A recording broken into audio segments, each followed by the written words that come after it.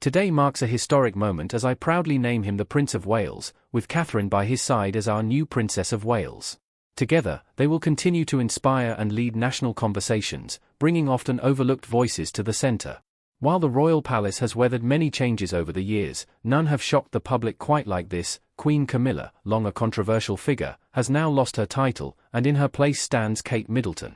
This is no minor shift, it could reshape the monarchy forever. So what really happened behind palace doors? Could this signal the dawn of a new royal era? Join us as we delve into how Kate Middleton rose to this position and why Camilla was set aside. For years, Kate Middleton was viewed as the quiet royal, gracious, composed, always smiling, and dutifully standing beside Prince William. But everything changed when she was named Princess of Wales. This wasn't just any title, it once belonged to Princess Diana, a woman beloved around the world. Following Diana's tragic death in 1997, the title remained untouched. Even Camilla avoided it upon marrying Charles, recognizing the emotional weight it carried. The public simply wasn't ready. But Kate's rise wasn't sudden or opportunistic, it was a deliberate and heartfelt transition. Many now ask, is Kate truly the right person to carry Diana's legacy? The royal family believes she is, and much of the public agrees, though not everyone is convinced. What sets Kate apart is how she earned her place, not through scandal or spotlight, but through quiet strength. She avoided drama, worked diligently, extended genuine kindness, and connected with the public in a way that felt sincere. Over time, she became more than a royal consort, she became a trusted figure in her own right. That authenticity is why the title felt fitting for her. Camilla, even as queen, never assumed the title of Princess of Wales, opting instead to remain Duchess of Cornwall out of respect for Diana's memory. But Kate, through time and action, proved she could bear the name with dignity and grace. Now, the question isn't whether Kate deserves the title, but rather, what would the monarchy look like without her? Would it remain strong, or begin to unravel without the quiet force holding it together from behind the scenes? To truly understand Kate Middleton's impact, we must go back to the beginning. Born in Berkshire, England, Kate came from a world far removed from royalty. As the eldest of 3 children, she was raised in a family that emphasized hard work, humility, and education. Her parents, Michael and Carol, instilled values that would quietly shape the woman who now stands at the heart of a changing royal family. Though the Middletons came from varied backgrounds, they shared a common dream: to provide the best possible life for their children. They worked tirelessly and even stretched their finances to ensure that Kate and her siblings received a top-tier education. This investment helped instill in them a strong sense of responsibility and self-confidence. Kate's journey eventually led her to the University of St Andrews in Scotland, where she met Prince William. Initially, their relationship was unremarkable, just 2 students sharing classes, but over time, a deep connection formed. As close friends, they even lived in the same student house, and Kate became a source of support for William during his academic struggles, encouraging him to persevere and reassess his choices rather than give up. She helped him work through personal challenges, including emotional trauma he once described as the scariest dad challenge. As their bond strengthened, their romance remained discreet. William was protective of their privacy, they were rarely photographed together, and even their friends refrained from discussing the relationship. Yet, behind the scenes, their connection deepened. In 2010, during a private trip to Kenya, William proposed to Kate with his mother's iconic sapphire engagement ring, a heartfelt tribute to Princess Diana. The official announcement of their engagement sparked worldwide excitement and marked the beginning of a modern royal love story. Just 6 months later, they were married in a grand ceremony at Westminster Abbey. Though traditional in nature, the wedding was also deeply personal. William promised Kate not only love and commitment but something rare in royal life: a continued closeness with her family. Unlike many royal spouses, Kate's parents and siblings were not sidelined. They were warmly welcomed into the royal circle, frequently attending events and gatherings. From the start of her royal life, Kate embraced her role with patience and care. She took the time to observe, listen, and learn, blending into the royal team rather than seeking to stand out. While she upheld royal traditions, she also introduced subtle modern touches. Her style, demeanor, and parenting choices reflected a balance between royal expectations and normal family life. William played a crucial role in this journey, providing steady support and ensuring that Kate didn't face the challenges of royal life alone, something his mother, Princess Diana, often lacked. Although comparisons between Kate and Diana are common, their approaches differ significantly. Diana was known for her boldness and emotional openness, while Kate's influence stems from calm steadiness and consistent effort. Her work in early childhood development is a testament to that commitment, quietly shaping her legacy as a modern, compassionate royal partner. Kate Middleton's journey has been one of quiet strength, transformation, and resilience. Deeply committed to the well-being of future generations, she has used her platform to speak openly about mental health, emphasizing the importance of healing the mind, body, and spirit.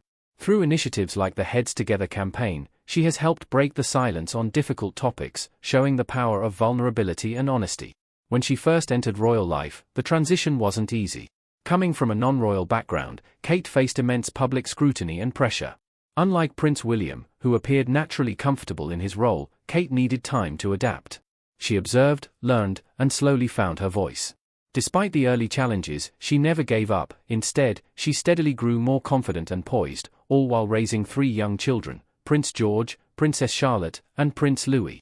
Kate is more than just a public figure, she's a devoted, hands-on mother who remains actively involved in her children's lives. Interestingly, Kate once shared a close friendship with Prince Harry. Before tensions arose within the royal family, the two were often seen laughing and working together alongside Meghan Markle and Prince William.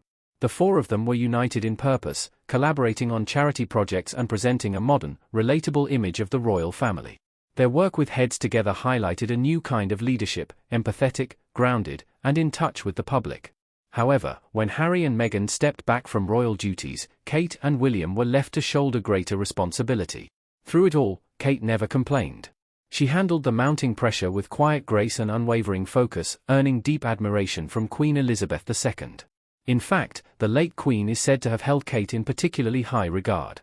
After Queen Elizabeth's passing, speculation about the next Queen consort surged. Then came a revelation from Princess Anne, who boldly disclosed that the Queen had never truly wanted Camilla to hold the title. According to Anne, the Queen always believed Kate possessed the elegance and dignity required for the role. Allegedly, the title of Queen Consort for Camilla was only granted due to a private arrangement behind closed doors, despite the Queen's personal reservations. But that's not where the drama ends. In fact, it only gets more complicated as new revelations come to light. Allegedly, King Charles leveraged Prince Andrew's connections to Jeffrey Epstein to secure Queen Elizabeth's approval for Camilla's elevation in royal status. At the time, Charles was seeking the Queen's public endorsement of Camilla as Queen Consort in the lead-up to her Platinum Jubilee.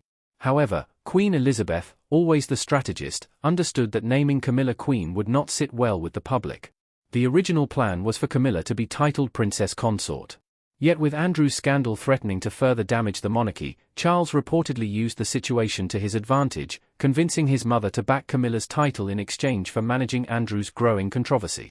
Despite now holding the title of Queen, Camilla reportedly still grapples with the reality that Queen Elizabeth never fully embraced her and only granted her the title for political expediency. This unresolved tension appears to be resurfacing as Princess Anne is now revealing long-hidden royal secrets, suggesting that the internal power struggles within the palace are far from over. The big question royal watchers are now asking is, why is Princess Anne choosing to speak out at this moment? Is it a personal vendetta against Camilla, or does it hint at something even deeper? Anne and Camilla have long shared a strained relationship, with years of underlying tension simmering beneath the surface. This latest royal drama starkly contrasts with the late Queen's clear affection for Princess Kate. If there was one member of the royal family whom Queen Elizabeth deeply admired, it was Kate Middleton.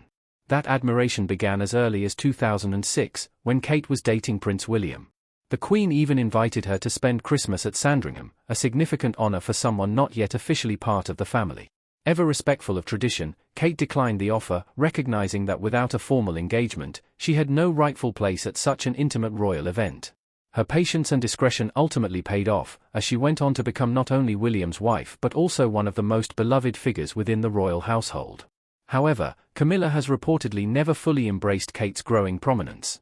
According to royal expert Christopher Anderson, Camilla wasn't enthusiastic about William and Kate's relationship from the start and has never viewed Kate as an ideal future queen or a suitable partner for William. Camilla was reportedly firmly opposed to Prince William and Kate Middleton's relationship from the beginning. Royal biographer Christopher Anderson, author of The King, The Life of Charles III, claimed that Camilla didn't see Kate as socially equal and viewed her as an outsider. Coming from a middle-class background, Kate didn't fit Camilla's idea of a suitable match for a future king. But was Camilla's disapproval solely rooted in social class, or did it also stem from a fear of losing her own influence over Charles and the royal family's direction? Whatever the cause, the quiet tension between Camilla and Kate has simmered beneath the surface for years. Princess Diana's enduring legacy and public affection have only added complexity to this royal dynamic, and the drama is far from over. Surprisingly, Anderson is not the only one to express doubts about Camilla's role. Many within the royal family have reportedly shared similar concerns, including Prince William. And if one assumes it was merely due to Camilla's remarks about Kate's health, there's more to the story. The friction between William and Camilla dates back to his childhood, a deep-seated resentment that Prince Harry later revealed in his explosive memoir Spare. According to Harry, William never fully accepted Camilla, he merely tolerated her presence. In fact, Harry even suggested Camilla was somewhat intimidated by William, which highlights the peculiar dynamics at play. Both brothers, Harry claimed, once begged their father, now King Charles III, not to marry her, fearing her reputation for leaking stories to the press. Harry candidly admitted he worried she would become the stereotypical wicked stepmother, a concern not entirely unfounded given their painful family history. To understand the full context, one must revisit the beginnings of Charles and Camilla's relationship. Their affair in the 1980s and 1990s was turbulent, controversial, and emotionally charged. It was a key factor in the breakdown of Charles's marriage to Princess Diana, who famously stated in her Panorama interview, "There were 3 of us in this marriage, so it was a bit crowded." The tragic death of Diana in 1997 devastated the world and left her sons grief-stricken. Amid their loss, Charles sought to formalize his relationship with Camilla, a move that only deepened the divide with William and Harry. Despite their objections, Charles went ahead with the marriage in 2005, and though both sons publicly offered their support, the wounds ran deep. Over time, William's stance appeared to soften, especially following Harry's departure from royal duties in 2020. Reports have since suggested that William and Camilla have managed to establish a cautious, if fragile, relationship. Although there was a fragile truce within the royal family, sources suggest it wasn't easily achieved. Both Prince William and Prince Harry reportedly found it difficult to trust Camilla, still grappling with their loyalty to their late mother, Princess Diana. As a result, they never developed a truly close bond with Camilla, nor did they confide in her the way they might with other family members. Surprisingly, it was Princess Catherine, Kate, who played a crucial role in easing the tension. Despite Camilla's past remarks about her, Kate remained composed, respectful, and gracious. Her calm presence is said to have helped bridge lingering divides, paving the way for more civil interactions between William and Camilla. This quiet strength is one of the reasons the Queen saw Kate, rather than Camilla, as the family's unifier, a woman of grace and substance, much like Diana, to whom the Queen had once bowed. But Kate's influence extended far beyond royal diplomacy.